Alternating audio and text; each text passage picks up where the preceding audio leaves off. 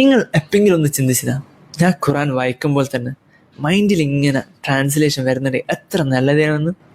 നമ്മൾ മലയാളമോ അല്ലെങ്കിൽ ഇംഗ്ലീഷോ ഒക്കെ വായിക്കുന്ന നമുക്ക് മൈൻഡിൽ ഇങ്ങനെ ട്രാൻസ്ലേഷൻ വരും. അതേപോലെ തന്നെ ഖുറാനും വരുന്നുണ്ടെങ്കിൽ എത്ര നല്ലതാണെന്ന് അള്ളാഹ് സുബ്ഹാനഹു വ തആല തന്നെ തിരഞ്ഞെടുത്ത ഭാഷയാണ് അറബിക് എന്ന് പറഞ്ഞാൽ. അള്ളാഹ് സുബ്ഹാനഹു വ തആല സൂറ യൂസഫ്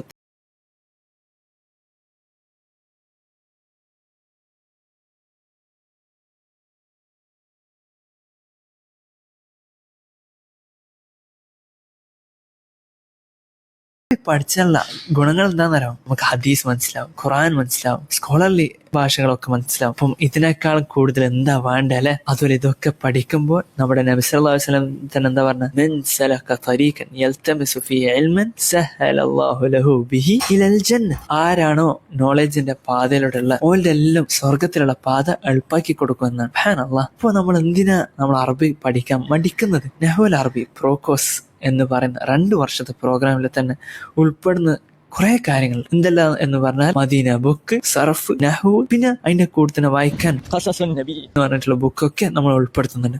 ഒരു വീക്കിൽ 3 ക്ലാസ്സൊക്കെ ഉണ്ടാവും. എല്ലാവർക്കും നല്ല രീതിയിലും ഏറ്റവും നല്ല എളുപ്പമായിട്ടുള്ള രീതിയിൽ തന്നെ പഠിക്കാൻ പറ്റും ഇൻഷാ അല്ലാഹ്. അപ്പൊ നിങ്ങൾ നേരത്തെയല്ല വൈകിട്ടല്ല, you are at the right time. Start now.